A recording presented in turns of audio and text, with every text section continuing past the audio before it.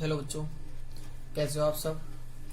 अपन कर रहे हैं एक्सरसाइज नंबर 11.2 से पहले जो एग्जाम्पल नंबर 4 है उसको सॉल्व कर रहे हैं। ठीक है, एग्जाम्पल नंबर 4 में दिया क्या है अपने लिए कि ABCD एक चतुर्भुज है जिसकी भुजाएं AB, BC, CD व DA पर क्रमशः PQR S बिंदु इस प्रकार स्थित हैं कि ये चतुर्भुज के शीर्ष A व C के सापेक्ष इन्हें सम त्रिभाजित करते हैं। तो सिद्ध कीजिए कि PQRS एक समांतर चतुर्भुज है। तो देखिए, अगर अपन से ये बोलता कि भाई जैसे A व C के सापेक्ष कर रहे हैं सम त्रिभाजित, तो इसका मतलब ये है कि इनके पास वाला हिस्सा तो एक है और जो शेष बच रहे हैं वो दो हिस्से हैं। ठीक है, अगर कहता है कि भाई A और D के साथ सापेक्ष कर रहा है तो अपन को डायग्राम इस तरीके से बनाना होता और ये चतुर्भुज है वो इस तरीके से बनाना होता है। यहाँ का हिस्सा एक करना होता और इधर इससे दो छोड़ने होते। ठीक है, करते हैं अब इसका सॉल्यूशन। सबसे पहले अपने पास दिया क्या है वो लिखना है। तो दिया है ABCD चतुर्भुज में ABCD चतुर्भुज में AB, BC, CD, DA पर क्रमशः PQR एवं S बिंदु स्थित हैं जो भुजाओं को सम त्रिभाजित करते हैं। ठीक है, सिद्ध क्या करना है,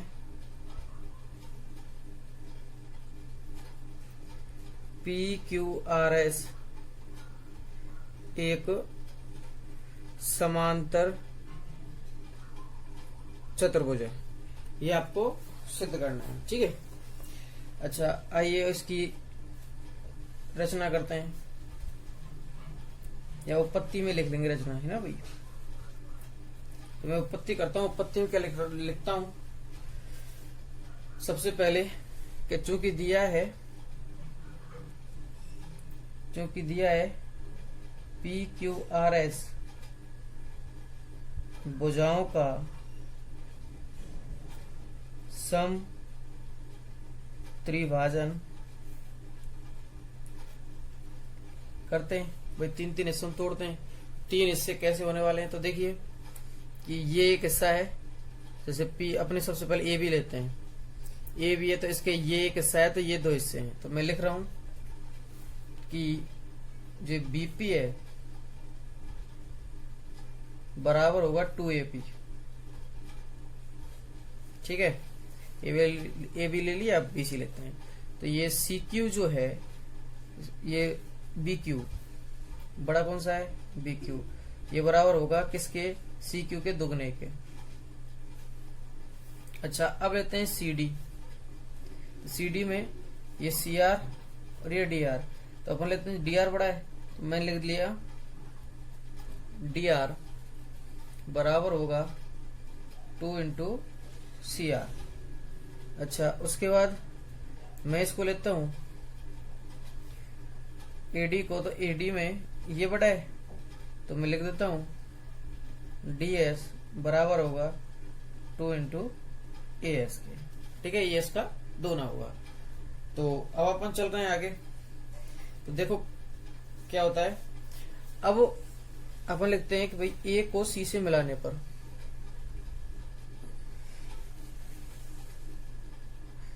A को C से मिलाने पर,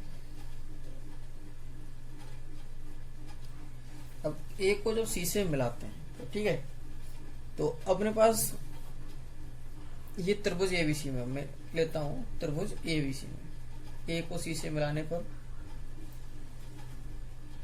त्रिभुज ABC में, ठीक है, मैं त्रिभुज ABC में देख रहा हूं तो अपन निकालते हैं इसकी संगत भुजाओं का अनुपात। तो देखिए मैं लिखता हूं कि BP upon AP, BP upon AP. तो मैं बीपी को लिख सकता हूं 2bp, भाई 2ap लिख सकता हूं। बीपी बराबर क्या है 2ap है, और अपने पास नीचे एपी है ही है, तो एपी से एपी कट गया, क्या आया 2/1। अच्छा, उसके बाद मैं एबीसी में लिख रहा हूं इस भुजा पर, तो ये आया अपने पास B Q upon C Q. तो मैं इसको लिख सकता हूं 2 into C Q upon C Q. तो ये कट गया, तो क्या बचेगा 2/1। ऐसे दोनों का अनुपात समान है, तो मैं लिख सकता हूं, इसलिए भाई दोनों क्या है 2/1 2/1 है, तो मैं लिख सकता हूं बीपी बटे एपी बराबर बी क्यू बटे सी क्यू। ये प्राप्त होता है। अच्छा, जब किन्हीं दो भुजाओं का अनुपात, जैसे कि त्रिभुज की दो भुजाएं एक रेखा खींच दी गई है, उसके बाद दो भुजाओं का अनुपात जब समान बन रहा है, तो ये अपन ने पढ़ा है थेल्स प्रमेय का विलोम। तो मैं लिख सकता हूं कि थेल्स प्रमेय का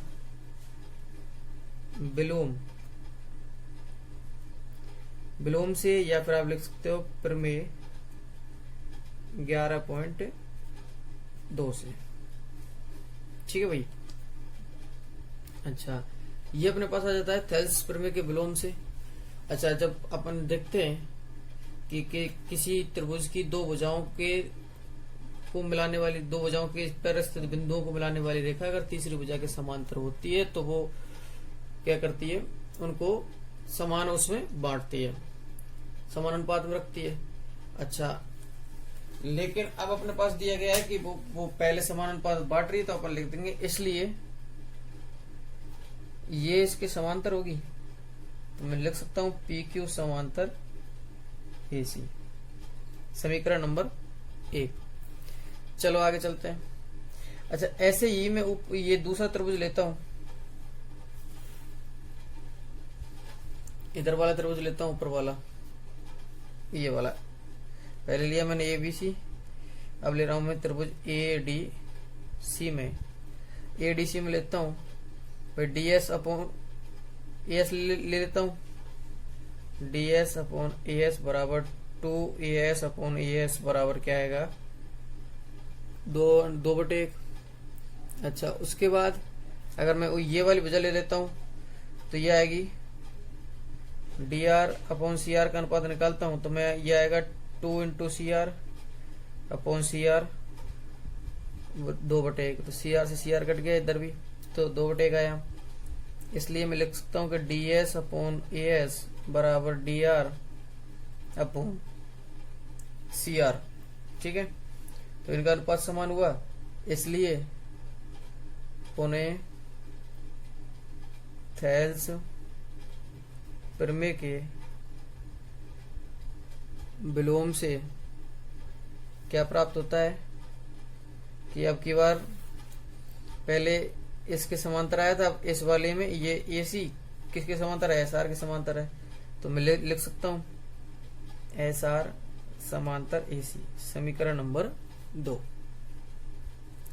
देखिए, अब समीकरण 1 व 2 से, समीकरण 1 में पी क्यू एसी के समांतर है और ये एसआर एसी समांतर है 2 में। तो मैं लिख सकता हूं समीकरण 1 व 2 से, ये दोनों एसी समांतर रहते हैं, दोनों एक दूसरे के समांतर होंगे, पी क्यू समांतर एसआर। ठीक है, अब देखो मैंने इसमें इसको मिलाने पर ये पी क्यू समांतर अपने पास क्या आया, एसआर आया। अगर मैं इसको मिलाता तो ये अपने पास आता क्यू आर समांतर टीएस। तो मैं लिख देता हूं इसी प्रकार, इसको मैंने समीकरण 3 दिया। इसी प्रकार बी को डी से मिलाने पर क्या प्राप्त होगा अपने पास, पीएस समांतर क्यूआर, समीकरण नंबर 4। समीकरण 3 व 4 से भैया आमने सामने भुजाएं दोनों समांतर है, तो मैं कह सकता हूं पी क्यू आर एस चतुर्भुज पी क्यू आर एस एक समांतर चतुर्भुज है। ठीक है, चलो चलते हैं नेक्स्ट क्वेश्चन पर।